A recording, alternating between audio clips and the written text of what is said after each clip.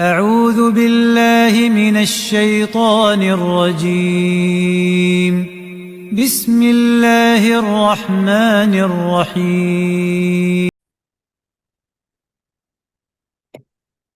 أعوذ بالله من الشيطان الرجيم. بسم الله الرحمن الرحيم. قال ما مكنني فيه ربي خير فأعينوني بقوة أجعل بينكم وبينهم ردما. அதற்கு அவர், என் இரட்சகன் எனக்கு எதில் வசதி அளித்துள்ளானோ அது மிக்க மேலானது. உங்கள் பலம் கொண்டு எனக்கு உதவி செய்யுங்கள். உங்களுக்கும் அவர்களுக்கும் இடையில் உறுதியான ஒரு தடுப்பை நான் அமைத்து விடுகிறேன். சூரத்துல் கஹ்ஃபினுடைய 95வது வசனம் இது. போன வசனங்கள்ல மன்னர் துல்கர்னைன் அவர்களிடம் மக்கள் அவங்களுடைய ஒரு குறைய முறையிடுறாங்க. அதற்கு தொகையை நம்ம ஏதாவது கொடுக்கலாமா அப்படின்னு சொல்லியும் கேட்கிறாங்க. ஒரு தடுப்பு ஒண்ணு அமைச்சு எங்களுக்கு கொடுங்க அப்படின்னு சொல்லி ஒரு கோரிக்கையா வைக்கிறோம். சோ அதற்கு துல்கர்னைன் மன்னர் சொன்ன பதில், அந்த கொடுமைகள்ல இருந்து பாதுகாப்பதற்காண்டி அவங்க கேட்ட அந்த விஷயத்துக்கு பதிலாக நிதி கொடுக்கறதா சொன்னாங்க. அந்த நிதியையும் அவர் வேணாம்னு சொல்லிட்டு ஒரு ஒரு கோரிக்கையை அவர் சொல்றாரு. நீங்க எனக்கு ஹெல்ப் பண்ணுங்க அப்படின்ற விஷயத்த சொல்றாரு. அதுதான் இந்த ஆயத்துல அல்லாஹ் சொல்லி காண்பிக்கிறான். கால மா மக்கன்னி ஃபீஹி ரப்பி கைருன். என் இறைவன் எனக்கு எதில் அதிகாரம் அளித்திருக்கிறானோ அதுவே போதுமானதாகும். இப்போ மக்களுடைய பணத்து மேல செல்வத்து மேல துல்கர்னைன் ஒரு அந்த ஆசையெல்லாம் உங்களுக்கு இல்லை. என்கிட்ட இருக்கிற அந்த இராணுவம், அதே மாதிரி தொழில்நுட்பம், செல்வம், அதிகாரம், இது எல்லாமே அல்லாஹ் எனக்கு கொடுத்திருக்கிறான். இதுவே என்னது, நீங்க தர்ற அந்த வசதியை விட மிக சிறந்தது, அதுவே எனக்கு போதுமானது அப்படின்றத அந்த மன்னர் சொல்றார். எனவே உங்கள்கிட்ட இருந்து எனக்கு எந்த ஒரு பணமும் தேவையில்லை அப்படின்றத ஒரு அன்பான ஒரு நிலையில அவர் மறுக்கிறார். சோ அப்போ ஒரு தலைவன் அப்படின்னு சொன்னா சுயநலம் இல்லாதவனாக, அதாவது மக்களை பற்றிய நலன் தான் இருக்கணுமே தவிர இந்த சுயநலன் அப்படின்ற தன்மை இருக்கக்கூடாதுன்றதுக்கு அவர் ஒரு மிக சிறந்த முன்மாதிரியாக அல்லாஹ் சொல்றான். ஆகவே வலிமை கொண்டு எனக்கு நீங்கள் உதவி செய்யுங்கள். கூவா அப்படின்னு சொன்னா அந்த ஸ்ட்ரென்த், நீங்க உதவி செய்யுங்க அப்படின்னு சொல்லி அவர் கேட்கிறார் மக்கள் கிட்ட. பணத்தை அந்த செல்வத்தை எல்லாம் வேணான்னு சொல்லிட்டு மறுத்துட்டு அந்த மக்களையும் அப்படியே சோம்பேறிகளா அவர் விடணும்னு சொல்லி நினைக்கல. நான் உங்களுடைய கோரிக்கை என்ன, சோறு கட்டி தரணும், அதை நான் கட்டி தர்றேன். நீங்களும் சும்மா பார்த்து வேடிக்கை பாருங்க அப்படின்லாம் சொல்லல. மாறாக துல்கர்னைன் மன்னர் செய்யக்கூடிய அந்த உழைப்புல மக்களையும் பங்கெடுக்க வைக்கிறார். உங்கள்கிட்ட பணம் இல்லைனாலும் பரவாயில்ல, உங்களுடைய அந்த பலம், உங்களுடைய ஆள் பலம், அதே மாதிரி உடலுடைய உழைப்பு, இது எல்லாமே எனக்கு நீங்க கொடுங்க. எல்லாரும் சேர்ந்து நம்ம உழைக்கலாம் அப்படின்னு சொல்லிட்டு மக்களையும் சோம்பேறிகளாக இருக்க விடாம தட்டி எழுப்புறாரு. அப்போ ஒரு சமுதாயம் முன்னேறணும் அப்படின்னு சொன்னா அவங்க மத்தவங்களை நம்பியே இருக்கக்கூடாது, அவங்களுடைய சொந்த உழைப்பும் வேணும் அப்படின்றத ஒரு தத்துவமாக அந்த மக்களுக்கு துல்கர்னைன் மன்னர் சொல்றாரு. அஜால் பைனக்கும் பைனகும் ரதுமா. உங்களுக்கும் அவர்களுக்கும் இடையே ஒரு பலமான தடுப்பை நான் ஏற்படுத்தி விடுகிறேன். சோ அந்த வசனத்துடைய லாஸ்ட் பார்ட். இப்ப அந்த மன்னர் எனக்கு நீங்க உதவி செய்யுங்க அப்படின்றத சொல்லிட்டு ஒரு வாக்குறுதி கொடுக்கிறாரு. இந்த இடத்துல ரதும் அப்படின்னு சொல்லி ஒரு வார்த்தை வந்திருக்கு இந்த ஆயத்துல, ரதுமா அப்படின்னு சொல்லிட்டு. அந்த மக்கள் கேட்டது சத்தா அப்படின்னு சொல்லக்கூடிய சுவர். ஆனா அந்த மன்னர் சொல்றது ரதும் அப்படின்ற ஒரு வார்த்தையில சொல்றாரு. ஆனா அதுக்கும் சுவர் அப்படின்னு தான் பொருளாக நம்ம பாக்குறோம். சோ இதற்கு தப்சீர்ல என்ன சொல்றாங்க, சத்து அப்படின்னு சொன்னா அந்த ஒற்றை சிவருன்னு சொல்லுவாங்கல்ல, ஒரே ஒரு சிவர், அந்த மாதிரியான ஒரு இது. ஆனா ரதும் அப்படின்றது இந்த இரும்பு, அந்த செம்பு, பாறை எல்லாத்தையுமே போட்டு ஒண்ணு மேல ஒண்ணா அடுக்கி ரொம்ப ஒரு கேப்பே இல்லாம மிக பிரம்மாண்டமாக இருக்கக்கூடிய ஒரு தடுப்பு அரண் அப்படின்ற ஒரு தான் ரதும் அப்படின்ற வார்த்தைய அந்த மன்னர் பயன்படுத்துறாரு. அப்போ மக்களுடைய தேவை என்ன? ஒரு சேஃப்டிக்கு, ஒரு பாதுகாப்புக்கு ஒரு சுவர் வேணும்னு சொல்லி கேட்கிறாங்க. ஆனா அந்த மன்னர் அதுக்கு பதில் சொல்ற விதம் பாருங்க, மிக சிறந்த ஒரு விஷயத்த தான் அவங்களுக்கு குடுக்கணும்னு நெனைக்கிறாரு. அவங்க கேட்டதுக்கு எவ்வளவு தேவையோ அவ்வளவு செஞ்சிருக்கலாம். ஆனா அதை விட அவங்களுக்கு ஒரு கூடுதலாக அவருடைய பெருந்தன்மைய வந்து காட்டக்கூடிய ஒரு விஷயத்த நம்ம வந்து பார்க்கிறோம். அஜால் பைனக்கும் வ பைனஹும், உங்களுக்கும் அவர்களுக்கும் இடையே அப்படின்னு சொல்லிட்டு ஒரு வார்த்தைய வந்து அந்த மன்னர் குறிப்பிடுறாரு. இந்த இடத்துல வந்து அந்த சுவர கட்டுறது வந்து தன்னுடைய நாட்டிற்கான அந்த பாதுகாப்பாக அவர் வந்து நினைக்கல. மாறாக அதுல இன்னொரு விஷயம் ஒண்ணு அடங்கியிருக்கு. ஆஹ் தன்கிட்ட வந்து ஒரு ஹெல்ப் கேட்டு வந்த மக்களுக்காக, அவங்களுடைய பாதுகாப்பிற்காக மட்டும்தான் தன்னுடைய சொந்த பொறுப்புல இதை வந்து கட்டுறாரு. அதான் உங்களுக்கும் அவர்களுக்கும் மத்தியில் அப்படின்னு சொன்னா, தன்னுடைய நாட்டு பாதுகாப்புக்காண்டி அவருக்கு செய்யல. இந்த மக்கள் வந்து கேட்ட கோரிக்கையின் அடிப்படையில அவங்களுடைய ஒரு பாதுகாப்புக்காக வேண்டி செய்யற ஒரு செயலாக பார்க்கிறோம். அதனாலதான் அஜால் பைனக்கும் பைனகும், உங்களுக்கும் அவர்களுக்கும் இடையில் அப்படின்ற ஒரு வார்த்தையை சொல்றாரு. சோ இதுவும் பார்த்தா அந்த சுயநலம் இல்லாத ஒரு ஒரு மனிதநேய பண்பு அப்படின்னு சொல்லி கூட நம்ம சொல்ல முடியும். அதற்கு ஒரு மிக சிறந்த சான்றாக இந்த துல்கர்ணைன் மன்னர் விளங்குறாரு அப்படின்றது இந்த வசனத்துல நம்ம வந்து தெரிஞ்சு கொள்ள முடிகிறது. சோ இதுல இந்த வசனம் என்ன நமக்கு புரிய வைக்குது அப்படின்னு சொல்லி பார்த்தா, மக்களுடைய பாதுகாப்பிற்காக வேண்டி வரி பணமாக இருக்கட்டும், நிதி, டாக்ஸ் இந்த மாதிரியான இதா இருக்கட்டும், அதே மாதிரி பெரிய ஒரு கூலி தர விஷயமா இருக்கட்டும், இது எல்லாமே இருந்தும் கூட துல்கர்னைன் மன்னர் வந்து தன்னுடைய சுயலாபத்துக்காண்டி அதை பயன்படுத்தல, எதையுமே விட்டுட்டார். இப்போ என் இறைவன் எனக்கு என்ன கொடுத்திருக்கானோ, ஒரு தலைவனுடைய வார்த்தையை பார்க்கணும் இந்த இடத்துலதான். என் இறைவன் எனக்கு என்ன தந்திருக்கானோ அதுவே எனக்கு போதும். காலமா மக்கன்னி ஃபீஹி ரப்பி ஹைருன், எனக்கு அதுவே சிறந்தது அப்படின்னு சொல்லிட்டு மக்கள்கிட்ட வந்து சொல்றாரு. அப்ப இன்றைக்கு இருக்கக்கூடிய அரசியல் சூழ்நிலையில நம்ம வந்து பார்க்க முடியுது, மக்களுடைய அவல நிலையும், அதே மாதிரி அவங்களுடைய ஆபத்துகளையும், இதெல்லாம் எந்த அளவுக்கு காசாக்க முடியுமோ காசாக்கி முடிஞ்ச அளவுக்கு ஊழல் செய்யக்கூடிய ஒரு ஒரு நிலைமை வந்து இன்றைக்கு இருக்கு. ஆனா அப்படிப்பட்ட அரசியல் தலைவர்கள் பொது சேவை அப்படின்ற அடிப்படையில ஒரு நல்ல முன்மாதிரி தலைவர்களாக உருவாகணும் அப்படின்றதுதான் இந்த வசனம் வந்து நமக்கு வந்து சொல்லுது. அதே மாதிரி துல்கர்னைன் மன்னர் வந்து அவர்கிட்ட இருந்த அந்த டெக்னாலஜி, அவர்கிட்ட இருந்த அந்த பிளானிங், இது எல்லாமே செஞ்சாரு. ஆனாலும் கூட மக்களை சும்மா விடல. நீங்கள் வந்து எனக்கு உடல் உழைப்பு செய்யுங்க, எனக்கு நீங்க வந்து ஹெல்ப் பண்ணுங்க அப்படின்னு சொல்லிட்டு ஒரு விஷயத்தையும் சொல்றாரு. அப்போ என்ன புரியுது, அரசாங்கம் மட்டும்தான் எந்த ஒரு விஷயத்தையுமே செய்யணும் அப்படின்றதெல்லாம் இல்ல. அதையும் தாண்டி மக்கள் யாருமே சும்மா இருக்க கூடாது. இப்போ சமூக மேம்பாட்டு திட்டம் அப்படின்னு சொன்னா, சமுதாயம் மேம்பட்டு நிக்கணும் அப்படின்னா அரசாங்கம் தாண்டி மக்களுடைய பொறுப்பும் அதுல இருக்கு. மக்களும் அதுல வந்து எப்படி சொல்றது, உழைக்கணும். அதே மாதிரி அவங்களும் சேர்ந்து ஒத்துழைப்பு கொடுத்தா மட்டும்தான் அந்த திட்டங்கள்ல இன்னும் வலுவா இருக்கும் அப்படின்றதுதான் இன்னைக்கு நம்ம பாக்குறோம். அந்த மாதிரி இருக்கணும்ன்றது நமக்கு புரியும். ஓகே, அவ்வளவுதானே.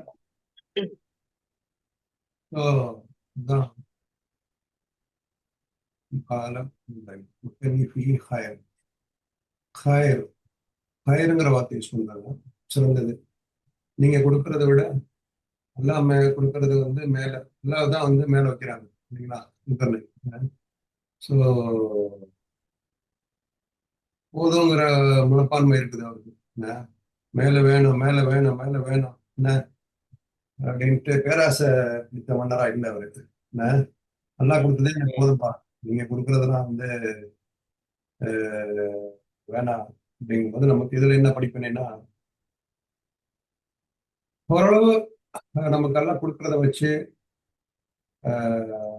இந்த ரொம்ப பேராசைப்படக்கூடாது. என்ன ஒரு செயலை செஞ்சுட்டு முடியாதவங்க இருக்கிறாங்கன்னா அவங்களுக்கு வந்து நம்ம முடிஞ்ச அளவுக்கு, நம்மளுக்கு வசதி இருந்துச்சுன்னா எல்லாமே காசா பார்க்கக்கூடாது இல்லைங்களா. என்ன எல்லாமே வந்து ஒருத்தங்க சிரமப்படுறாங்க அப்படின்னா அதான் நம்ம ஏற்கனவே சொன்ன மாதிரி கொடுத்தவற்றிலிருந்து வழங்குங்கள் நல்லா சொல்றேன். நிமா ரசகனாகவும் அன்பிக்கும், நான் யூன்பிக்கோல யூன்பிக்கோன்னு சொல்லுவாங்க. அது 1/3 நம்ம சொல்லி காட்டுறோம்.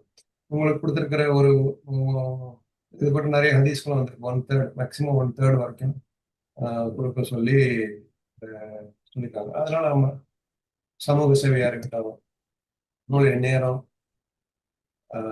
பணம் எல்லாம் 1/3 வரைக்கும் முடிஞ்ச அளவுக்கு செலவு செய்யலாம். அல்லாஹ் கொடுத்த ஹயர்ல இருந்து. ஸோ அதே மாதிரி டீம் ஒர்க்கும் எதிர்பார்க்குறாங்க. அதாவது ஒருத்தவங்களுக்கு வந்து எல்லாமே ஃப்ரீயாக செஞ்சு கொடுத்தோம்னு வச்சுக்கலாம், சோம்பேறி ஆயிடுவாங்க நீங்க சொன்ன மாதிரி. ஸோ எல்லாமே ஒரு சொல்லுவாங்கல்ல,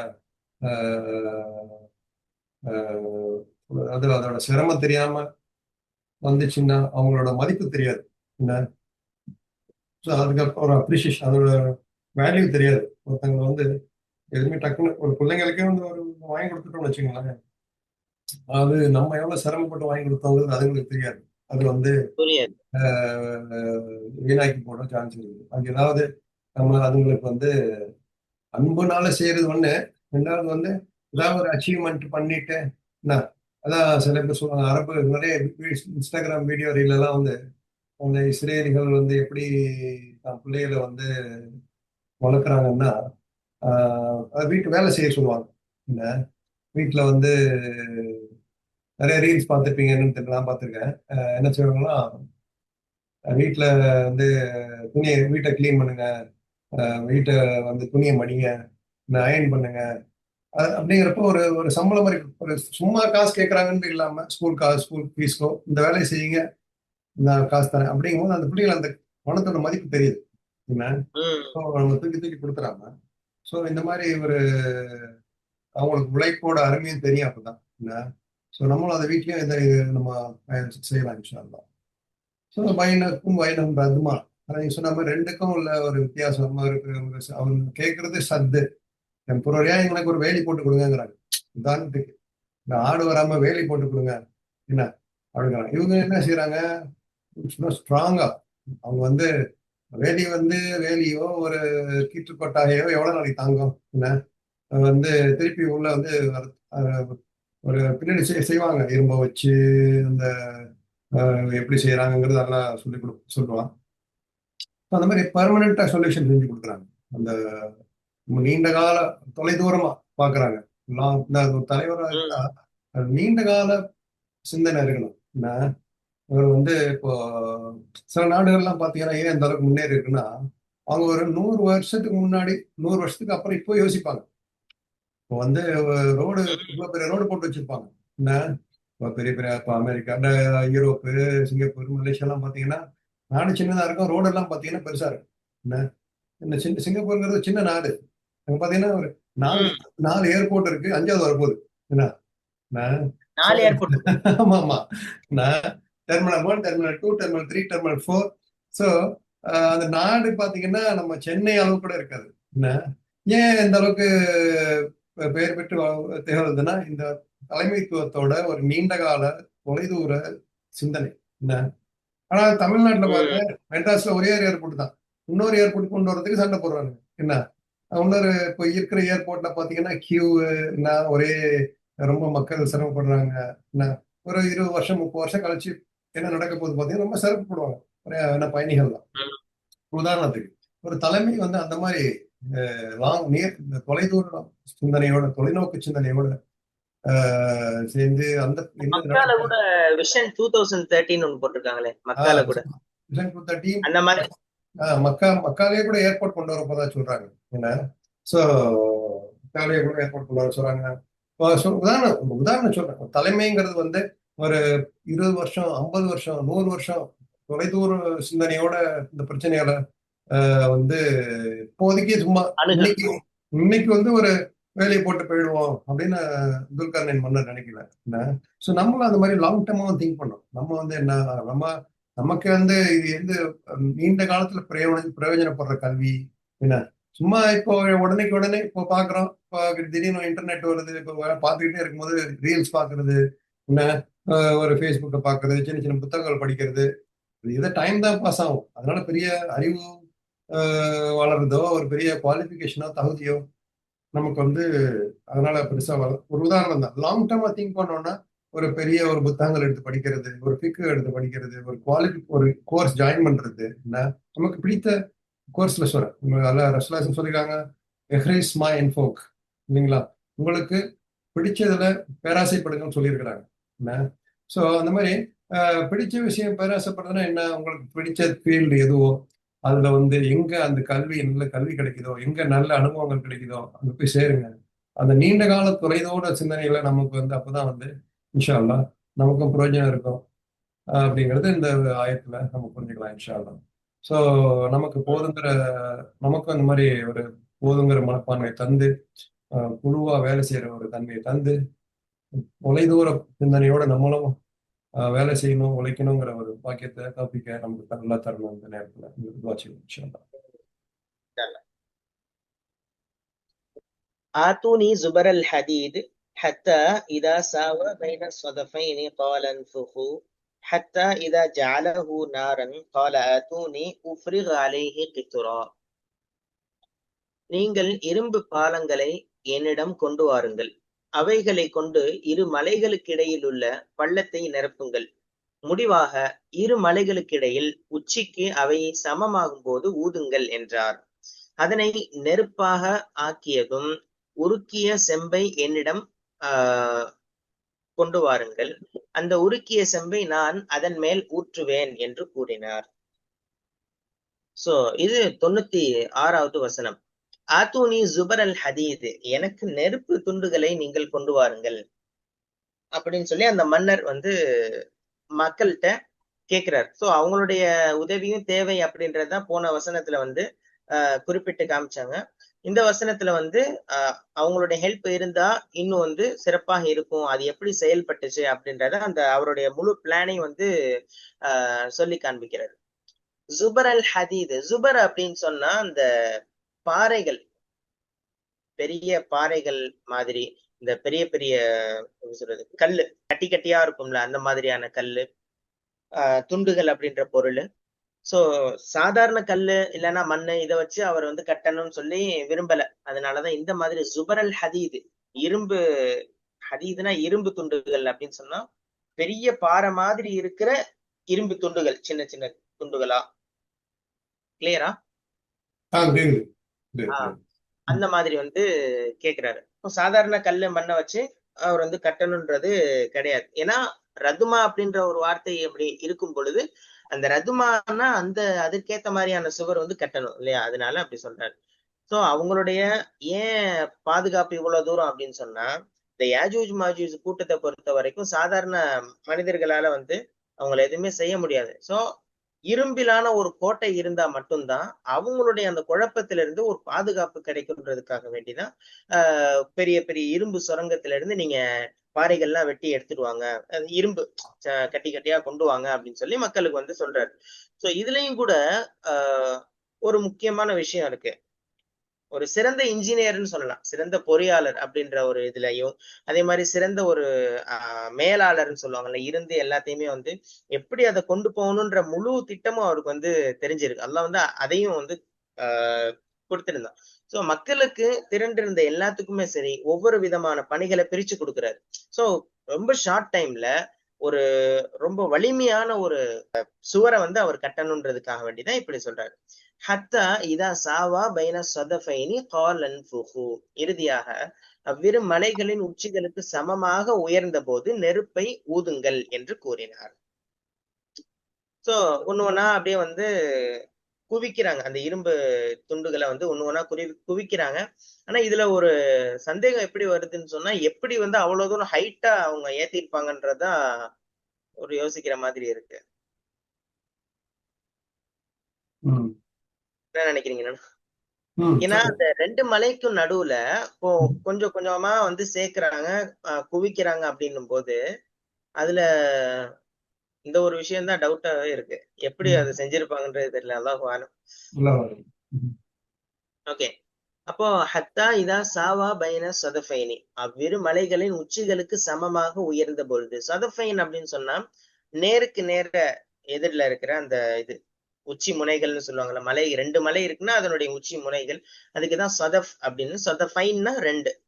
ஓகே, இப்போ மக்கள் கொண்டு வந்த அந்த பிரம்மாண்டமான பாறைகள் இப்போ ஒண்ணுக்கு மேல ஒன்னா அதை அடுக்கி அதை மலை உயரத்துக்கு உயர்த்தி இடைவெளியே இல்லாத மாதிரி ஒரு இரும்பு சுவரை அப்படியே கொஞ்சம் கொஞ்சமா எழுப்பிட்டாங்க. இப்ப என்ன சொல்றாரு, கால உன்ஃபுகு, கால் அன்ஃபுகுன்னு சொல்லுவாங்க. நம்ம தனியா சொன்னோம்னா உன்ஃபுகுனா நெருப்பை ஊதுங்கள், அப்போ இந்த இடத்துல வந்து இரும்பு துண்டுகளை மட்டும் வைக்கிறது பாதுகாப்பு கிடையாது. அதையும் தாண்டி அது அனைத்துமே உருகி ஒன்றோடு ஒன்று பிணைஞ்சு எப்படி சொல்றது, அப்படியே ஒரு பெரிய பாறை மாதிரி ஆயிரணும்ன்றதுதான் துல்கர்னைன் மன்னருடைய பிளான்.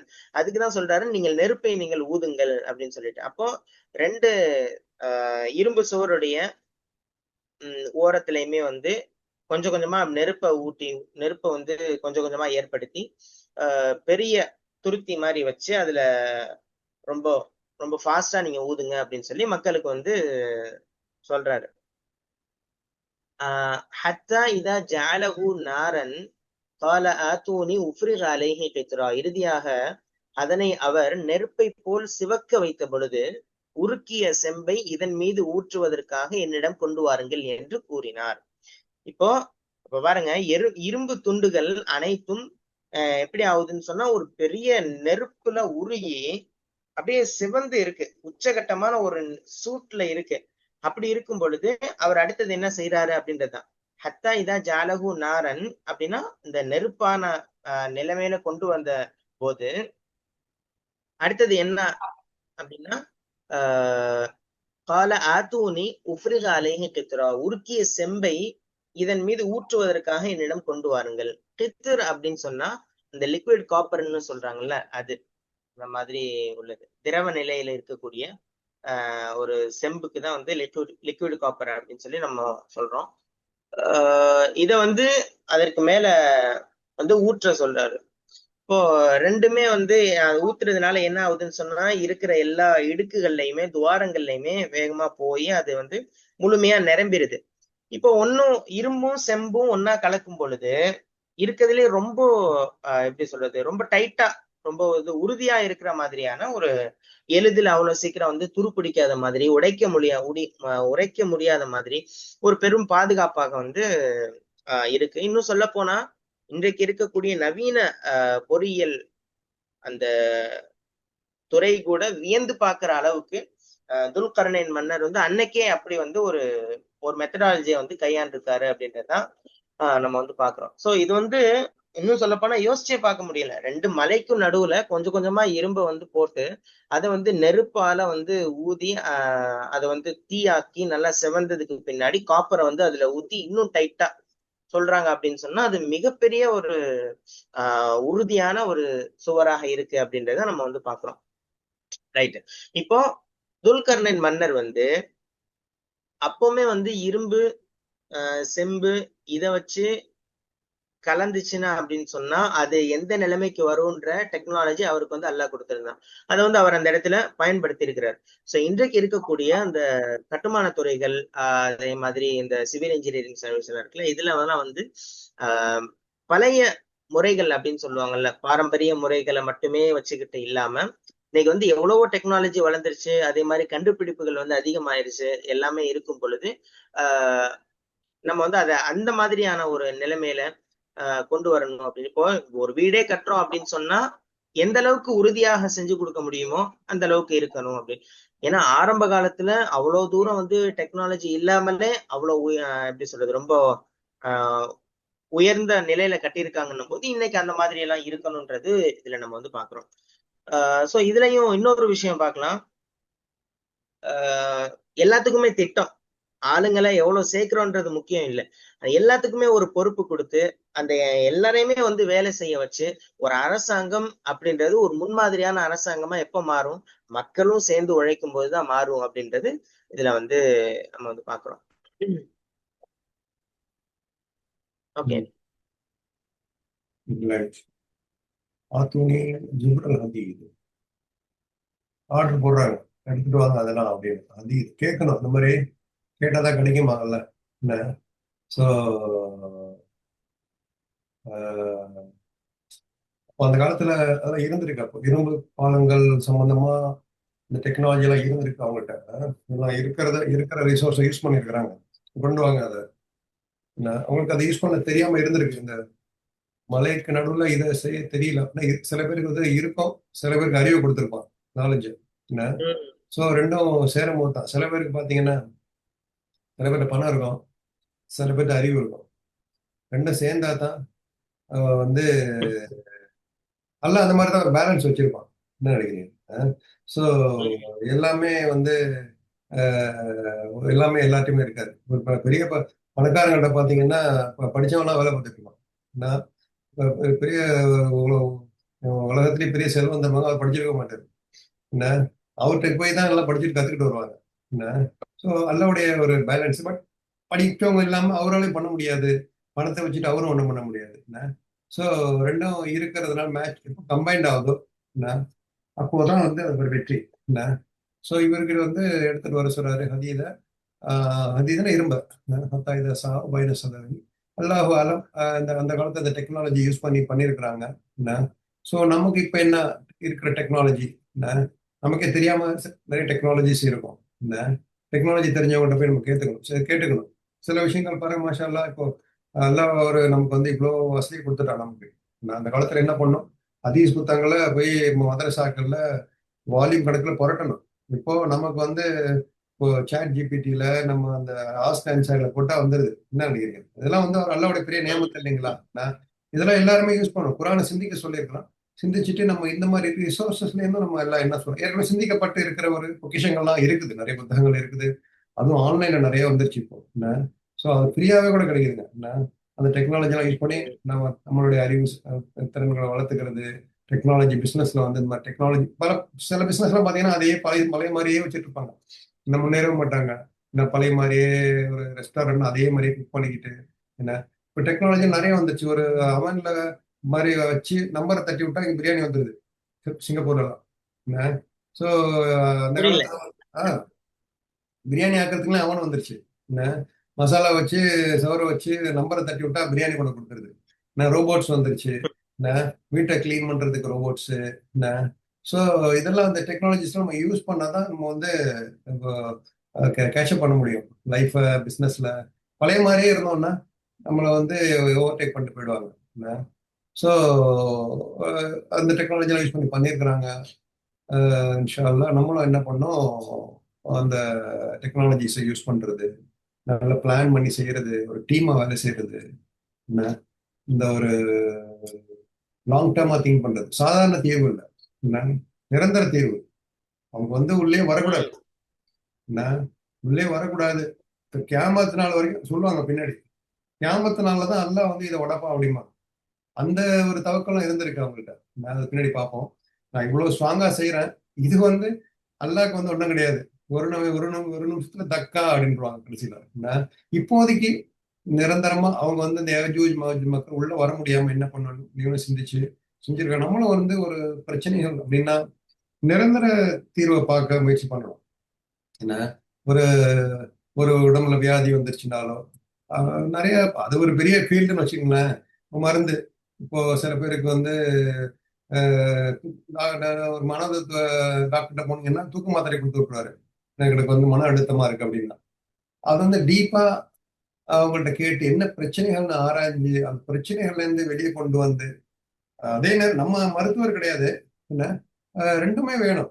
டக்குன்னு ஒரு சில பேர் என்ன சொல்லுவாங்க, நீ மருந்தே சாப்பிடாத என்ன அப்படின்னு சில அந்த மாதிரி ஒரு கான்செப்ட் இருக்கு. ஒருத்தவங்க வந்து மருந்துலயே அடிக்ட் ஆகி கிடப்பாங்க. என்ன அப்படியே இருக்கக்கூடாது. அவங்களுடைய உதாரணம் சொல்றேன்.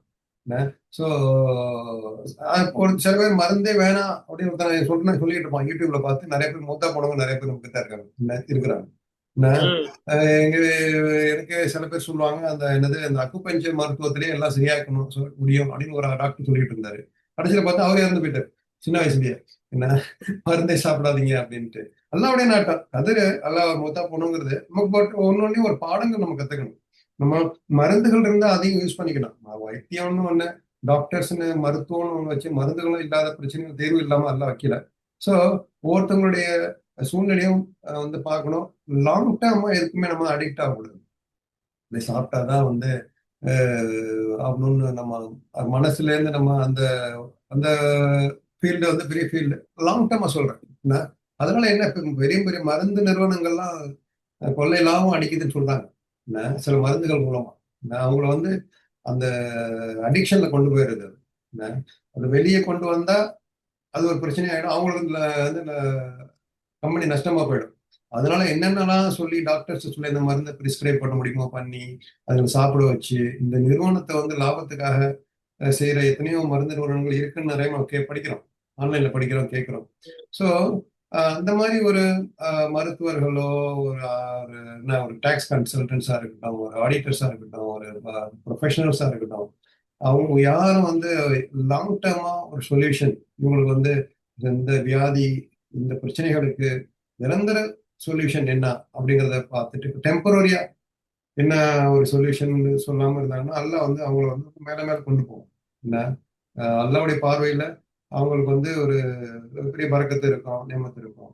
ஸோ அந்த மாதிரி நம்மளும் நம்ம ஃபீல்டுல தற்காலிக தீர்வும் கொடுக்கணும், நிரந்தர தீர்வும் ரெண்டுமே சேர்ந்து கொடுக்கணுங்கிறது நம்ம இன்ஷா அல்லாஹ் இதை தெரிஞ்சுக்கலாம். ஸோ இதான் நான் இந்த சமயத்துல புரிஞ்சுக்கிறது. இந்த டீம் ஒர்க்கு, பிளானிங்கு, வந்து ஒர்க் ஹார்டு, எல்லாத்தையும் வேலை செய்ய வைக்கிறது, எல்லாம் நம்ம இந்த மன்னர் மூலம் நம்ம தெரிஞ்சுக்கிறோம். இன்ஷா அல்லாஹ். ஓகே. ஓகே.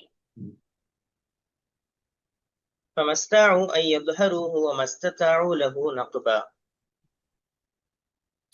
பின்னர் யஜூஜ் மஜூஜ் கூட்டத்தாராகிய அவர்கள் அதன் மீது ஏற சக்தி பெற மாட்டார்கள், அதனை துளைத்து துவாரமிடவும் அவர்கள் சக்தி பெற மாட்டார்கள். சோ 97வது வசனம் இது. இப்போ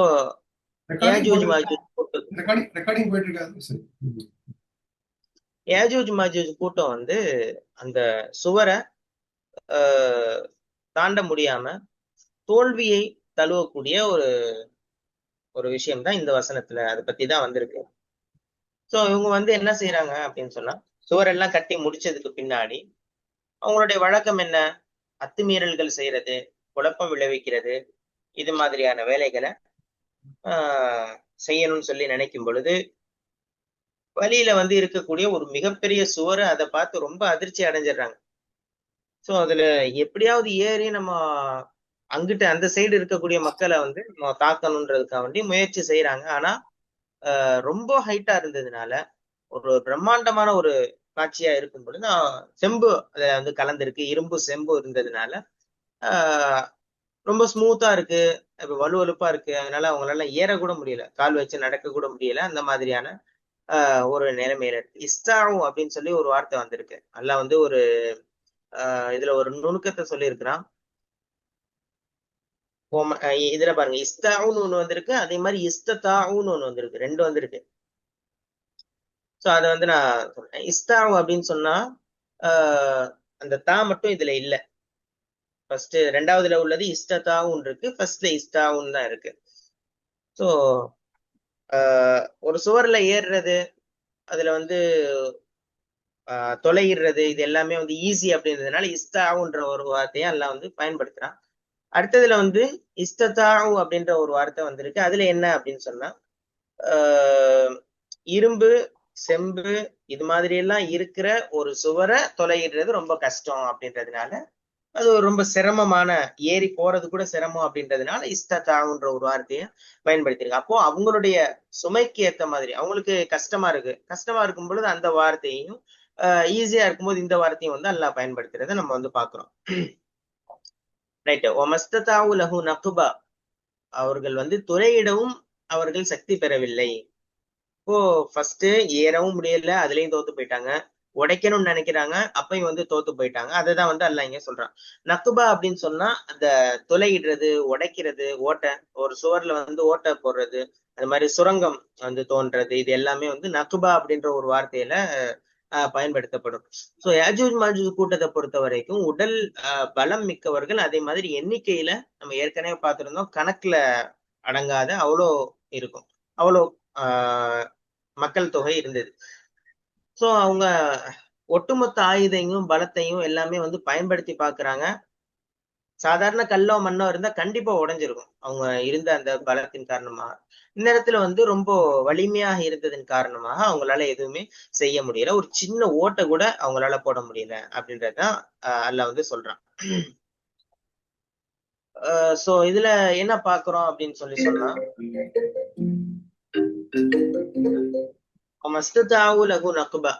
அவர்களால துளையிடவும் முடியல, உடைக்கவும் முடியல அப்படின்னு சொல்ற அந்த வார்த்தையை வந்து இன்றைக்கு ஒரு பாதுகாப்பு இருக்கு. ஒரு ஒரு நாட்டினுடைய பாதுகாப்பாவே இருக்கட்டும், அல்லது வந்து ஒரு இணையத்தின் அந்த சைபர் செக்யூரிட்டின்னு சொல்றாங்கல்ல, அதனுடைய பாதுகாப்பா இருக்கட்டும். அதெல்லாம் எதுக்காக வேண்டி அப்படின்னு சொன்னா, தீய சக்திகள் அதுல எப்பயுமே ஊடுருவிடக் கூடாது அப்படின்றதுக்காக வேண்டிதான். ரொம்ப வந்து ரொம்ப ஸ்ட்ராங்கா இருக்கணும் அப்படின்றது புரிய வருது. ஏன்னா நம்ம ஒரு செக்யூரிட்டியை நம்ம வந்து ஏற்படுத்துறோம் அப்படின்னு சொன்னா என்ன காரணம்? அது வந்து எந்த நிலையிலும் அட்டாக் ஆயிடக்கூடாது, உள்ள எதுவும் நுழைஞ்சிடக்கூடாதுன்றதுக்காண்டி. சோ அப்படி வந்து அந்த இன்னைக்கு இருக்கக்கூடிய அந்த நவீன யுகத்துல அந்த மாதிரியான ஒரு விஷயம் வந்து கடைபிடிக்கப்படணும்ன்றது புரிய முடிகிறது. அதே மாதிரி வந்து இந்த யாஜூஜ் மாஜூஜ் கூட்டத்தை பொறுத்த வரைக்கும் ஒரு நாசகார கூட்டம் அப்படின்றது நமக்கு தெரியும். அத்துமீறல்கள் செஞ்சாங்கன்றது நமக்கு தெரியும். இப்ப அந்த சுவர் என்ன ஆச்சு அப்படின்னு சொன்னா தடுத்து நிறுத்திச்சு. அப்படி அவங்கள வந்து திருப்பி வர முடியாம.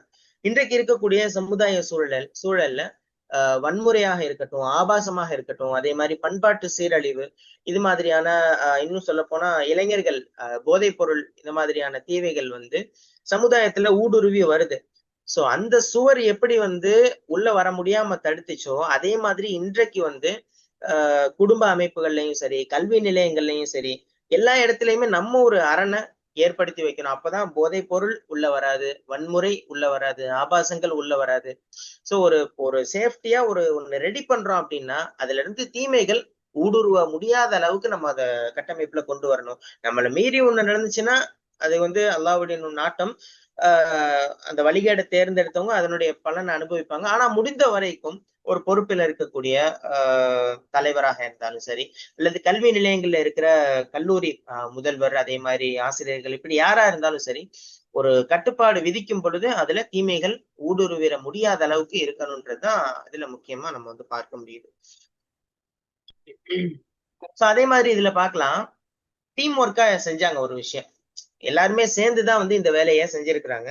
அப்படி செஞ்சதன் காரணமா என்ன ஆகுது? ஃபர்ஸ்ட் அந்த தலைவருடைய வழிகாட்டுதல், ரெண்டாவது மக்களுடைய முழு உழைப்பு, இது இரண்டுமே சேர்ந்ததுனாலதான் எதிரிகள் எப்பயுமே உள்ள வர முடியாத அளவுக்கு ஒரு வெற்றி வந்து கிடைச்சிச்சு. சோ இன்றைக்கு இருக்கக்கூடிய சமூக அமைப்புகள் எதுவாக இருந்தாலும் சரி, சுயநலங்களை தாண்டி, சுயநலங்கள் எப்பயுமே இருக்கக்கூடாது, அதை தாண்டி எல்லாரும் சேர்ந்து நம்ம உழைக்கணும் அப்படின்னும் போது அதுல உருவாகக்கூடிய அந்த நல்ல பண்புகள், அதுல கிடைக்கக்கூடிய வெற்றிகள், இது எல்லாமே எப்பயுமே எதிரிகளால வந்து செய்ய முடியாது அப்படின்ற ஒரு கூட்டு பொறுப்புணர்வு அந்த இது வந்து சமுதாயத்துல இருக்கணும்ன்றதை நம்ம வந்து பாக்குறோம்.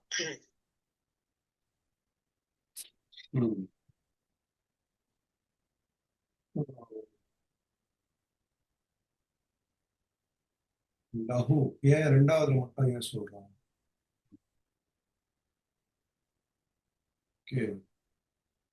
அல்லாவுடைய பாருங்க, மஸ்தாவும் மஸ்தாவும் உலகள ஓதுறோம். இதெல்லாம் இப்பதான் நுணுக்கமா பாக்குறோம். வந்து ஆமா, ஒரே ஒரு தா மட்டும் மாஷா அல்லாஹ், பெரிய கம்மியா இருக்கு. ஒரு குரானுடைய அந்த யாரும் அதை வந்து ஒரு அல்லாவுடைய ஒரு கலாம் அப்படிங்கிறதுக்கு இதெல்லாம் ஒரு உதாரணம். இன்னும் டீப்பா போனா நமக்கே ஒரு புல்லரிக்கும். ஆமா, இது இலக்கியம், அது அது யாராலுமே குரான் வந்து நல்லா சேலஞ்ச் பண்றானே, ஒரு 10 ஆயத்துக்கள் அந்த மாதிரி கொண்டு வாங்க, இந்த மாதிரி என்ன, இந்த மாதிரி கொண்டு வந்து முயற்சி பண்ணி தோட்டு தோட்டு போனவங்க எத்தனையோ பேர் என்ன, அந்த காலத்துல இதெல்லாம் செஞ்சிருக்காங்களாம். குரான் மாதிரியே கொண்டு வந்து என்ன, ஒரே ஜோக்கா இருக்குமா அதை கேட்டு என்ன, இதெல்லாம் வந்து ஆமா, வேற நிறைய இது மஷாலா. நமக்கு என்ன படிப்புனாதான் வந்து யாரும் ஏற முடியாம, நான் அவங்க வந்து துளையிட முடியாம அளவுக்கு அவங்க செஞ்சிருக்கிறாங்க அப்படிங்கிறது வந்து சிறந்த வேலை. ஸ்ட்ராங்கா பண்ணா புல்லட் ப்ரூஃப்னு சொல்லுவாங்க என்ன, புல்லட் ப்ரூஃப், துப்பாக்கி குண்டு கூட நுழைய முடியாத புல்லட்ஸ், இந்த இது சொல்றாங்க தானே, கவசங்கள் செய்யறாங்க இல்லையா என்ன. ஸோ இதெல்லாம் இதுவும் வந்து நல்லா சொல்லிக் கொடுத்தது தான் சொல்றாங்க, சொல்லிக் கொடுப்போம். அந்த இரும்பு கவசங்கள் ஆடைகள்லாம் நான் தான் உங்களுக்கு கற்றுக் கொடுக்குறேன் அப்படின்னா அந்த ஒரு ஞானத்தை வந்து அந்த மன்னர் கொடுத்துருக்கிறான். ஸோ அதை வச்சு அவங்க பண்ணியிருக்கிறாங்க. மேலே ஏறுறதுக்கும் நல்ல ஸ்ட்ராங்கா. நம்மளும் இந்த மாதிரி எந்த ஒரு முயற்சியும் ஏனோ தானும் செய்யாம ஒரு கதை சொல்லுவாங்க. அதாவது ஒரு வேலை பார்த்துட்டு இருந்தான், ஒரு டெவலப்பர்கிட்ட. வீடு கட்டி விற்கிறாங்க இல்லையா, என்ன, அவர் ரொம்ப நாளா அஹ், கஷ்டப்பட்டு கடைசியா ஒரு வீட கட்ட சொல்றாங்க. அந்த முதலாளி வந்து அந்த தொழிலாளி கிட்ட அவர் சொல்றாரு, என்ன கடைசியா வீடு கட்டுறோம், என்ன இவ்வளவு நாள் இந்த முதலாளிக்கு வந்து ரொம்ப சிரமப்பட்டோம், எதுக்காக, என்ன ஒன்றும் நம்ம இதெல்லாம் ஒன்றும் பிரயோஜனம் இல்லை அப்படின்ட்டு ஏதோ ஏனோ தானோ வீடு கட்டுறாரு. என்ன கட்டி ஒன்றும் அரைகுறை மனசோட, ஒரு குவாலிட்டி தரமே இல்லாம வீடு கட்டி சாவி எப்படி கொடுக்குறாரு அந்த முதலாளிகிட்ட. அந்த முதலாளி என்ன சொல்றாரு, இந்தாப்பா சாவி, இந்த சாவி நீனே வச்சுக்கோ, இது உனக்கு தான் அப்படிங்கிறாரு. என்ன அப்பதான் அவர் வந்து அடடா தப்பு பண்ணிட்டோமே, என்ன இது நல்லா பண்ணியிருக்கலாமே, நம்ம செஞ்ச ஒரு ஒரு அறகுறையா, ஒரு ஒரு அரை மனசோட, ஒரு குவாலிட்டி இல்லாத தரத்து வீடு. என்ன இது படிப்புன்னு என்ன அப்படின்னா, நம்ம செய்யற வேலை வந்து நம்ம உழைக்கிற உழைப்பு எல்லாம் நமக்கு தான். அன்புசக்கும் சொல்றோம், நமக்கு வந்து நீங்க செய்யற அமல்கள் உங்களுக்கு தான். நீங்க சுபஹானல்லா சொல்றதுனாலயோ, சலாத்து சொல்றதுனாலயோ, ரசூலுல்லாஹி அலைஹி வஸல்லத்துக்குலாம் ஏற்கனவே இப்போ என்ன புகழ் இருந்துகிட்டு இருக்கு, அல்லாஹ்க்குள்ள ஹம்து இருந்துகிட்டு தான் இருக்குது. நம்ம சொல்றதுனால ஹம்து வந்து கூடவோ குறைவோ அவருக்கு போறது இல்லை. நீங்க சொல்றதுனால உங்களுக்கு எந்த எந்த அளவுக்கு தொழுகையில குஷுவோட, என்ன எந்த அளவுக்கு ஒரு இஹ்லாஸோட தொழுதா, என்ன எந்த வேலையும் நம்ம வந்து ஒரு ஒரு தரத்தோட குவாலிட்டியோட செஞ்சா, அது வந்து நமக்கு, ஏன் இப்ப நம்ம செய்யற ஒரு, இப்ப இந்த நீங்க சொல்லிக் கொடுக்குறீங்க, நம்ம இப்ப வந்து ரெண்டு பேரும் டிஸ்கஸ் பண்றோம், இதையும் அடுத்த லெவல்ல எப்படி கொண்டு இன்னும் எப்படி சிறந்து கொண்டு போறது, மக்களுக்கு வந்து கிராமத்து நாள் வரைக்கும் இது வந்து எப்படி கொண்டு வைக்கலாம் அப்படின்னு நம்ம சிந்திச்சுக்கிட்டே போகணும். சிந்திச்சுட்டு அதை செயல்படுத்திக்கிட்டே போகணும். நான் எப்போதும் செய்யறப்போ, இன்ஷா ஆமா எப்போதும் அதே மாதிரி பண்ணிட்டு அதே ஒரு பண்ணிட்டு இது வந்து அந்த யாருக்குமே பிரயோஜனம் இல்லாம போகக்கூடாது. அது வந்து நல்லா காப்பாத்து, நம்ம உழைப்பு வந்து வீணாக கூட, பட் முயற்சி நியத் அதெல்லாம் வந்து நியத்தை பார்க்கணும். அதனால சில பேர் பெர்ஃபெக்ஷன் பெர்ஃபெக்ஷன் பெர்ஃபெக்ஷன் உட்காந்துருப்பாங்க. இதெல்லாம் வந்து இருந்தா தான் செய்வோம், அது எதுவுமே செய்ய மாட்டாங்க. அப்படியே இருக்கக்கூடாது. என்ன இறங்கிட்டு போகும்போது இம்ப்ரூவ் பண்ணிட்டே போயிட்டு இருக்கும். உதாரணத்துக்கு சொல்லுவாங்க, பிளேன் இருக்கு இல்லையா, பிளேன் வந்து இப்போ இந்தியால இருந்து, சென்னையில இருந்து சிங்கப்பூர் வருதுன்னா நேரா வராதுங்களா, என்ன வருமா, அந்த இந்த டைரக்ஷன் மாறி மாறி மாறி மாறி தான் வந்துட்டு இருக்கும். அதாவது அதை அட்ஜஸ்ட் பண்ணிக்கிட்டே வரும். நம்ம ஒரு திட்டம் போட்டுட்டு ஒரு இலக்கை நோக்கி போயிட்டு இருக்கும்போது அதுல சில இடையூறுகள் வரதான் செய்யும், சில நஷ்டங்கள் வரதான் செய்யும். அதுல இருந்து நம்ம படிப்பினை கத்துக்கிட்டு கத்துக்கிட்டு கத்துக்கிட்டு நம்ம மேல போக போகதான் வந்து பெர்ஃபெக்ஷன் கிடைக்கும். அதனால எல்லாமே அதான் பேலன்ஸ் தான். எதுவுமே செய்யாம இருக்கக்கூடாது, செய்யறதை வந்து நம்ம பெர்ஃபெக்டா பண்ணிட்டு போயிட்டு இருக்கணும். அப்பதான் வந்து நீண்ட காலத்துல எல்லாருக்குமே பயனளிக்கும். என்ன இன்ஷா அல்லாஹ் கியாமத் நாள் வரைக்கும் பயனளிக்கும். அந்த மாதிரி நம்ம வேலைகள் இருக்கணும். என்ன நம்ம சந்ததிகளுக்கும் அப்பதான் பயனளிக்கும். என்ன ஸோ நம்ம ஒரு சோம்பேறித்தனமா ஒரு ஏனோ தானோ அப்படின்னு நம்ம இருந்தோம்னா, இந்த உலகத்திலேயே நமக்கே வந்து அது பிரச்சனையா மாறும். என்ன மறு உலகத்துக்கும் அது பிரச்சனையா மாறும். என்ன ஸோ இன்ஷா அல்லாஹ் நம்ம அதான் சில பேர் பார்த்துக்கலாம், அந்த ஒரு ஆட்டிடியூட் இருக்கும், பார்த்துக்கலாம் என்ன அப்படிம்பாங்க.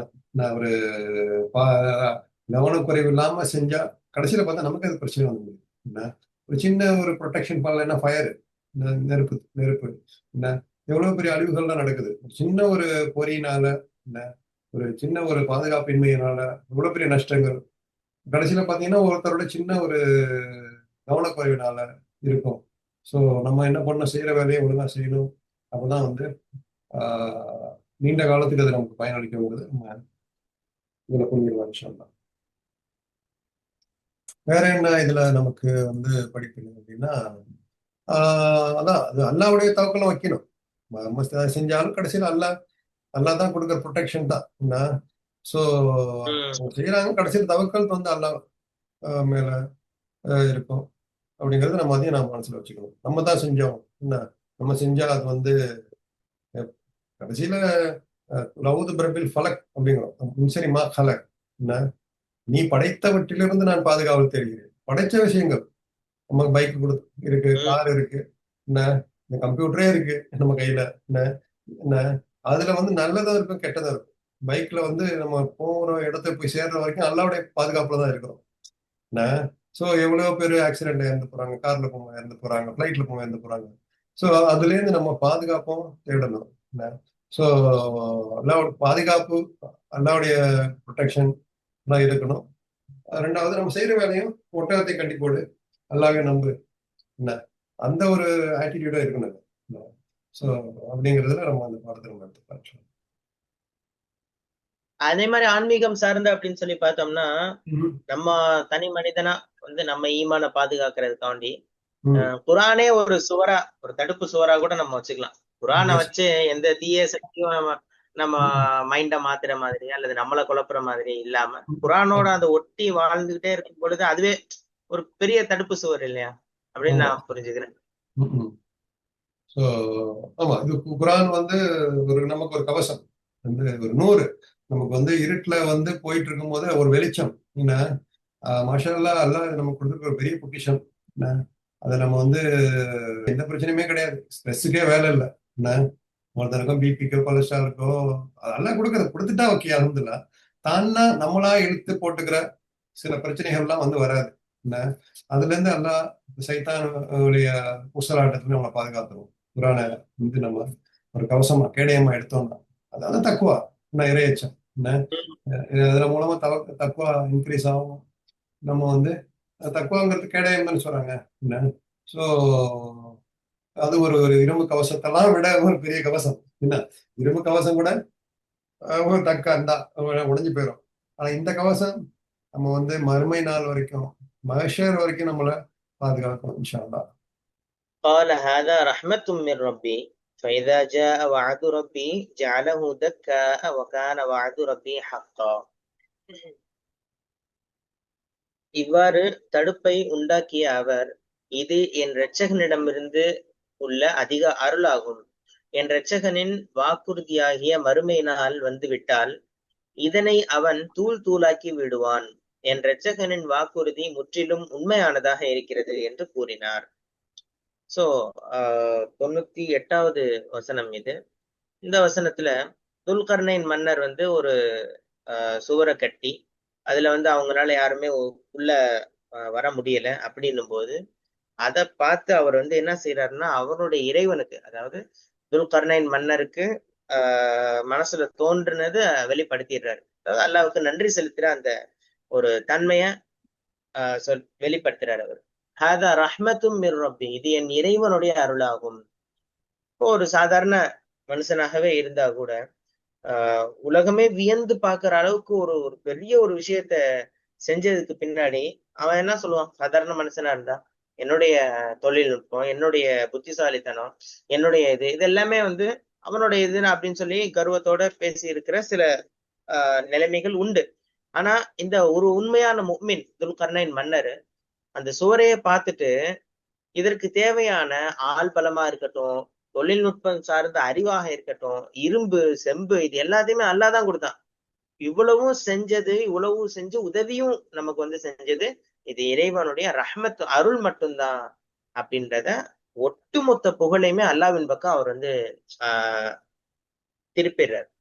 தனக்கு அப்படின்னு சொல்லி எதுவுமே இல்லை. அப்ப இது முழுக்க முழுக்க அவனுடைய ரஹ்மத்தின் மூலமாகத்தான் வந்துச்சு. உண்மையான ஒரு தலைவன் அப்படின்னு சொன்னா ஒரு அதிகாரம் வரும்போது, செல்வம் வரும் பொழுது பணிவோடு நடந்து கொள்ளணும் அப்படின்றத அந்த மன்னர் அவருடைய அந்த வார்த்தையில நம்ம வந்து புரிஞ்சு கொள்ள முடியுது. அப்படிதான் நம்ம நடந்துக்கணும்ன்றது புரிய வருது. சோ அநியாயம் இழைக்கப்பட்ட ஒரு பலவீனமான மக்களுக்கு தன்னால் ஒரு நம்ம மூலியமா அவங்களுக்கு ஒரு உதவி கிடைச்சிருக்கே, அவங்களுக்கு ஒரு பாதுகாப்பு கிடைச்சிருக்கே அப்படின்னு சொல்லிட்டு ஒரு சந்தோஷம் அவருடைய உள்ளத்துல இருந்துச்சு. சந்தோஷப்படலாம் தாராளமா. ஆனா அது என்றைக்குமே சரி நான் தான், என்னாலதான் நடந்துச்சு அப்படின்ற தன்மை வந்துடக்கூடாதுன்றது இதுல வந்து பாக்குறோம். இப்ப இதாஜா வாது ரப்பி, என்னுடைய இறைவனின் வாக்குறுதி வரும் பொழுது, அதாவது மறுமை வரும் பொழுது அவன் ஜாலஹு தக்கா, இதனை தூள் தூளாக ஆக்கி விடுவான். சோ அல்லாஹ்வினுடைய கட்டளை அப்படின்னு வரும் பொழுது இவ்வளவு பலமான உறுதியான அந்த சுவர் கூட ஒண்ணுமே இல்லை. இப்போ அந்த மறுமை நாளை பத்தி அவர் வந்து எடுத்துரைக்கிற காட்சி தான் இதாஜா வாது ரப்பி, என் இறைவனுடைய வாக்குறுதி வரும் பொழுது. வாக்குறுதி அப்படின்னு சொன்னா இந்த யாஜூஜ் மாஜூஜோடைய கூட்டத்தார் இருக்கிறாங்கல்ல, அவங்களும் வெளியேறுவதற்கும் மறுமை நாள் நெருங்குவதற்கும் அந்த குறிப்பிட்ட நேரம் தான் வாது ரப்பி அப்படின்றத குறிப்பிட்டு காமிக்கிறார். இப்போ மனுஷங்களால உடைக்க முடியாத அந்த செவரை வந்து அல்லாஹ் நாடுற காலம், அந்த டைம் வரும் வரைக்கும் யாரும் எதுவும் செய்ய முடியாது அப்படின்றத துல்கர்ணைன் மன்னர் வந்து தெளிவுபடுத்துறாரு. ஜாலகு தக்கா. தக்கா அப்படின்னு சொன்னா பூமியோடு பூமியா அப்படியே சமமாயிடுறது. ஏற்கனவே நம்ம பார்த்திருக்கோம் இல்லையா, சைதன் ஜலக்கா அப்படின்ற ஒரு வார்த்தையை பார்த்தோம். ஒண்ணுமே இல்லாத மைதானம். இந்த இடத்துல அல்லாஹ் வந்து தக்கா அப்படின்னு சொல்லி குறிப்பிடுறான். தக்கா அப்படின்றது தரைமாட்டமாக்கப்பட்டு தூள் தூளாக ஒண்ணுமே இல்லாம ஆஹ் ஆக்குறதுக்கு பேர் தான் தக்கா அப்படின்ற ஒரு வார்த்தைய பாக்குறோம். எத்தனையோ தலைவர்கள் அவங்க கட்டின அந்த கோட்டைகளை, கோபுரங்களை இது எல்லாமே பார்த்து அதெல்லாம் அழிஞ்சே போவாது அப்படின்னு சொல்லி அதை வச்சு கர்வம் அடைஞ்சாங்க, அதை வச்சு அகந்தை கொண்டாங்க. ஆனா துல்கர்ணைன் மன்னர் எவ்வளவுதான் வந்து தொழில்நுட்பத்தை, டெக்னாலஜி எல்லாமே நான் பயன்படுத்தி இதெல்லாமே கட்டியிருந்தாலும், இந்த சுவரை நான் வந்து எழுப்பி இருந்தாலும், அல்லாஹ்வினுடைய கட்டளை, என் இறைவனுடைய கட்டளை வந்துருச்சு அப்படின்னு சொன்னா அப்படியே நொறுங்கி ஒண்ணுமே இல்லாம தரைமட்டமாக ஆயிரும் அப்படின்ற ஒரு ஒரு ஈமானிய அந்த சிந்தனையை அந்த இடத்துல வெளிப்படுத்துறாரு அவரு. வாது ரப்பி ஹக்கா. தொடர்ந்து மேலும் என் இறைவனுடைய வாக்குறுதி உண்மையானதாகவே இருக்கிறது. போதும், கண்டிப்பா உண்மை அப்படின்றத அவர் வந்து அல்லாஹ்வினுடைய எச்சரிக்கை, அதே மாதிரி அதனுடைய உண்மை தன்மை இத வந்து அவர் வெளிப்படுத்துறாரு. அவருடைய அந்த வசனத்துடைய லாஸ்ட்ல அவர் வெளிப்படுத்துறத வந்து பாக்குறோம். என் இறைவனுடைய வாக்குறுதி உண்மையானதாகவே இருக்கிறது. ஹக்கு அப்படின்றதுக்கு வந்து நம்ம நிறைய மீனிங் வந்து பார்த்திருக்கோம். மாற்றமே இல்லாத ஒரு உண்மை, நடந்தே தீரக்கூடிய ஒரு உண்மை, யாரும் மறுக்க முடியாத ஒரு உண்மை, அதற்குதான் ஹக்கு அப்படின்றது. சோ உலகத்தையே வென்ற ஒரு மிகப்பெரிய பேரரசர் தன்னுடைய மிக சிறந்த ஒரு செயல், அதற்கு அந்த சாதனை, அதுக்கு முன்னாடி நின்னுட்டு சொல்றாரு, மனுஷனுடைய படைப்பு அனைத்துமே தற்காலிகமானவைதான். அல்லாஹ்வினுடைய அதிகாரம், அவனுடைய வாக்குறுதி, இது மட்டும்தான் உண்மையானது, நிரந்தரமானது.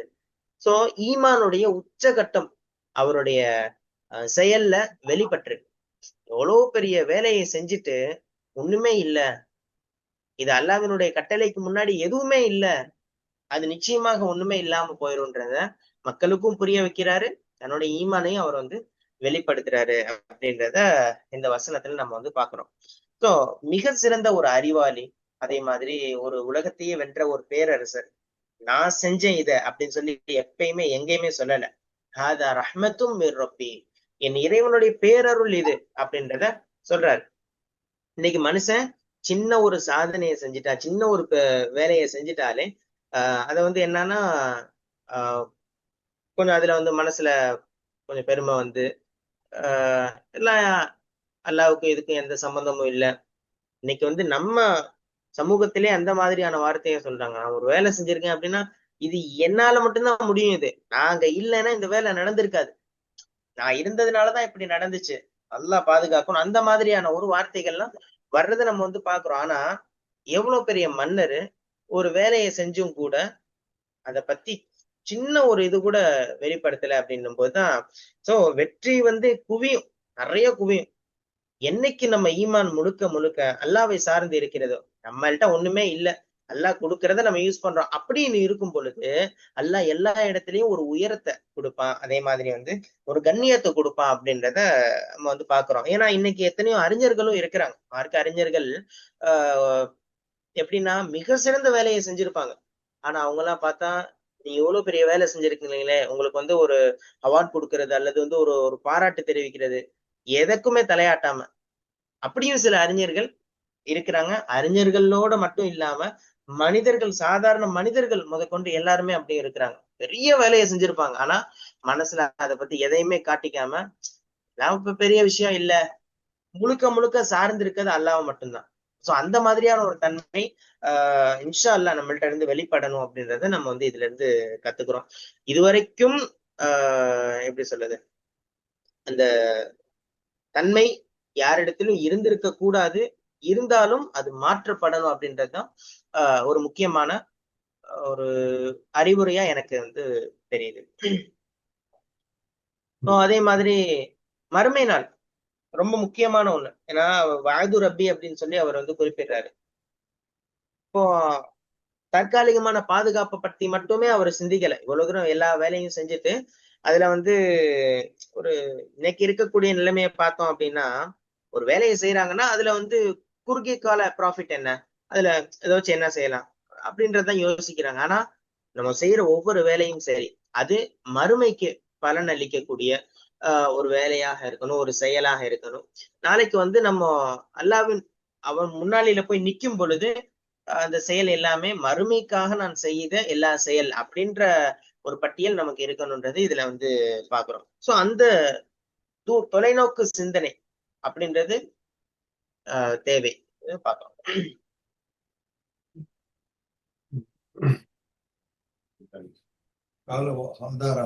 ரப்பி, இது என்னுடைய அல்லாவுடைய ப்ரொடெக்ஷன், ரஹ்மத்து சொல்றாங்க. நமக்கு எவ்வளவு அல்லா ப்ரொடெக்ஷன் கொடுத்துருக்கிறான். நமக்கு வீடு கொடுத்துருக்கிறான், இல்ல பாதுகாப்பு கொடுத்துருக்கிறான், இல்ல ஸோ உணவு கொடுத்துருக்கிறான், ஆரோக்கியத்தை கொடுத்துருக்கிறான். ஒன்னொழுக்க நம்ம வந்து நம்ம அந்த அதை பறைசாட்டணும். சாப்பிட்டு முடிச்சோடனே ரசூலுல்லாஹி சுன்னத் இருக்கு இல்லைங்களா, சாப்பிட்டோன்னே அல்ஹம்துலில்லாஹ் சொல்லுங்க. காலையில் எந்திரிச்சவனே அல்ஹம்துலில்லாஹ் ஹியா நபாதமா மாத்தன வாயிலே முஷு. ஸோ வெளியில டாய்லெட் போயிட்டு வந்தவனே என்ன குஃப்ரானக்க என்ன, இவ்வளோ விஷயங்கள் ஒன்னொன்றுக்கு நம்ம அப்ரிஷியேட் பண்ணணும். நம்ம வந்து அந்த ஒரு அது வந்து அது பார்த்தீங்கன்னா அது இபாதத்தா மாறிடுது. ரெண்டாவது அதோட நம்ம அப்பதான் அந்த வேல்யூ தெரியும் நமக்கு. ஒரு ஒரு நீர் அலி எல்லாத்தான் நினைக்கிறேன், ஒருத்தர் வந்து தண்ணி குடிச்சிட்டு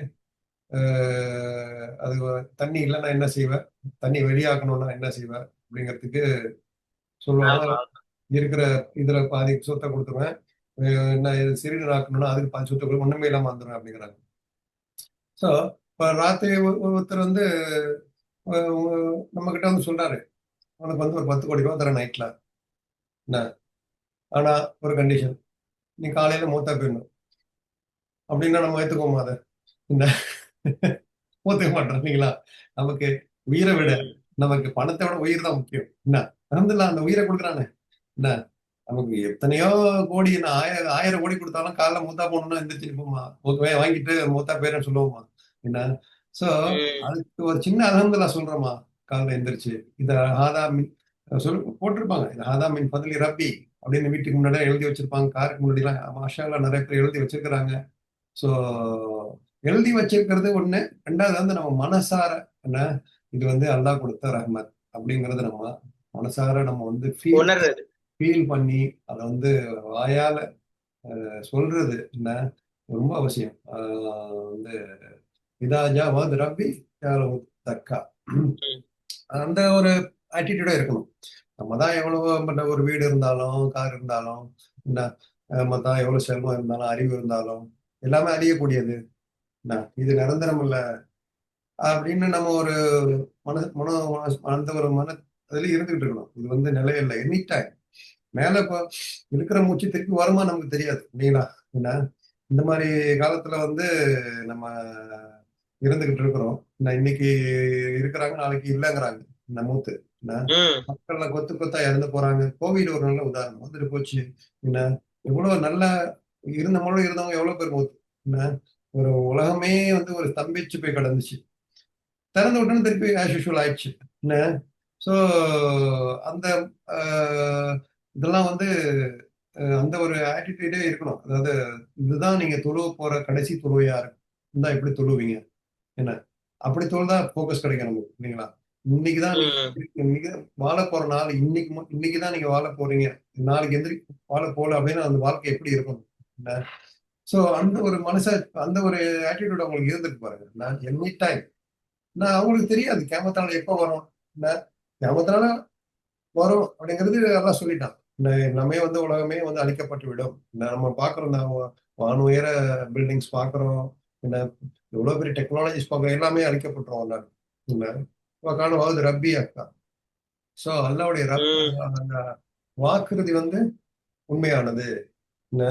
இதில் நமக்கு ஒரு படிப்பினை, நம்ம நிறைய வாக்குறுதி கொடுக்கும், நம்ம அந்த வாக்குறுதியை நிறைவேற்றுறோமா அப்படிங்கறதெல்லாம் பாக்குறான். நான் என்னுடைய வாக்குறுதி நிறைவேற்றிக்கிட்டு இருக்கிறேன் என்ன, உனக்கு வந்து ப்ரொடெக்ஷன் கொடுத்துருக்கிறேன், உனக்கு நீ வந்து என்னையே வந்து நீ மறந்தாலும் நான் உன்னை பாக்குறேன். என்ன, நீ வந்து மக்களுக்கு என்னுடைய படைப்புகளுக்கு வாக்குறுதி கொடுக்குறிய, என்ன, நாளைக்கு வரேன்னு சொல்லிட்டு வரியா? சில பேர் இன்ஷா அல்லா அப்படின்னு யூஸ் பண்ணுவாங்க.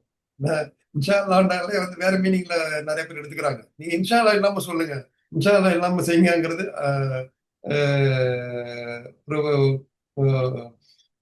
இப்ப நடைமுறையா போச்சு நிறைய பேர்கிட்ட. ஸோ அந்த மாதிரி நம்ம வாக்குறுதிகளை வந்து நம்ம நிறைவேற்றணும், இல்லைன்னா அதுக்கும் நம்ம பதில் சொல்லணும். ஸோ அந்த எண்ணத்துல நம்ம வாக்குறுதிகளை கொடுக்கணும். ஸோ இந்த 3 பாடங்களை நம்ம படிச்சுக்கலாம். ஸோ இதுல வந்து ஒண்ணுன்னா எல்லா அருள் கொடைகளுக்கும் நம்ம சுக்கர் செய்யணும். 2வது வந்து ஒரு நம்ம பெரிய ஆள் இல்லை, நம்ம இந்த கிரியேஷன் எல்லாம் ஒரு சின்ன அல்லாஹ்க்கு முன்னாடியில. இதே இப்ராஹிம் அலைஹிஸ்ஸலாம் அதான் சொல்லுவாங்க. காபத்துல்லா கட்டி முடிச்சுட்டு என்ன, யாரெல்லாம் இந்த வந்து இந்த காபத்துல்லா கட்டி முடிச்சிட்டேன், இதை கபூல் செய் அப்படின்னு சொல்லுவாங்க. அவங்களுக்கு பெருமை வரல. என்ன, நான் காபத்துல்லா கட்டி முடிச்சிட்டேன், இனிமேலுக்கு ஹாஜிகள்லாம் வருவாங்க, வந்து அந்த நன்மை எல்லாம் நான் எனக்கு ஒரு காப்பி வரும். என்ன, ஆஹா அப்படின்னு அந்த மாறு தட்டிட்டு போல. என்ன, இஸ்மாயில் அலிஸ்லாமும் இப்ராஹிம் அலிஸ்லாமும் தியாகத்தின் அடையாளங்கள் மாதிரி என்ன, ஹஜ்ஜி பெருநாள் கொண்டாடணும். என்ன, ஸோ அவங்க வந்து என்ன செய்யறாங்க, யாரெல்லாம் இந்த கட்டடத்தை இந்த காபத்துல்லாவை நீ கொடுத்த ரஹமத்து, எனக்கு கொடுத்த பாக்கியம், அதான் அல்லாஹ் ஹலீல்ங்கிறான். அவங்கெல்லாம் என்ன நினைக்கிறாங்க, நம்ம ஒரு சின்ன விஷயங்களை செஞ்சுட்டு நமக்கு நாமே ஒரு பெருமை வந்துடுது. ஒரு வீட்டுல வந்து நம்ம ஒரு ஜாமான் வாங்கிட்டு வந்து கொடுத்துட்டா அது நம்ம பெருமை, நம்ம வந்து பெருமை சொல்லலைன்னா போச்சு போக வேற வரும். என்ன, என்ன நீ இவ்வளவு கஷ்டப்பட்டு வந்திருக்கிறேன், வாங்கிட்டு வந்திருக்கிறேன், என்ன நீ வந்து இதை கண்டுகொள்ள மாட்டேன், சண்டை, என்ன, இந்த மாதிரி பிரச்சனைகள் எல்லாம் வரும். இதெல்லாம் இந்த மாதிரி நம்ம புராண விஷயங்கள்லாம் பாருங்க. நீ இது அல்லாவுடைய கொடுத்த கிஃப்ட், மத்தவங்களுக்கு வந்து நீ வந்து அவங்க நமக்கு அப்ரிஷியேட் பண்ணலைன்னா கூட, தேங்க்ஸ் சொல்லலைன்னா கூட அல்லாஹ் வந்து அதுக்கு தேங்க்ஸ் சொல்லுவாங்க. அந்த ஒரு மனநிலை இருந்துச்சுன்னா மத்தவங்க வந்து நம்மளை வந்து அதுக்கு நன்றி செலுத்தலையே, என்ன, வீட்டுல வந்து மனைவி நம்மளை மதிக்கலையே, என்ன, அம்மா வந்து நமக்கு இவ்வளவு உதவி செஞ்சோம், அவங்க வந்து ஒரு நல்ல பையன் சொல்ல மாட்டேங்கிறாங்களே, திரிட்டே இருக்காங்களே, என்ன. சோ நடக்கும் வீட்டுல. என்ன, அண்ணன் தம்பிக்கு வந்து இவ்வளவு உதவி செய்யறோம், அவன் வந்து நம்மளுக்கு கண்டுக்க மாட்டேங்கிறாங்கன்னா அவன் வீட்டுக்கு நம்ம போகக்கூடாது. என்ன அப்படின்ட்டு நம்ம இந்த மாதிரி எண்ணங்கள் அல்லாஹ்க்காக செய்யறோம், கிளாஸா செய்யறோம் அப்படின்னு செஞ்சுட்டு அல்லாஹ் நமக்கு அதுக்குள்ள கூலி கொடுப்பான். என்ன, ஸோ அப்படிங்கிற ஒரு மனநிலை இருக்கணும். கடைசியா அதாவது வாக்குறுதிகள் நிறைவேற்றப்படணும். நல்லா வாக்குறுதி நிறைவேற்றுவோம், நம்மளும் வாக்குறுதி கொடுத்தா அதை நிறைவேற்றணும். இல்லைன்னா எல்லாட்ட போய் நம்ம பதில் சொல்லணும். இன்ஷா அல்லாஹ்.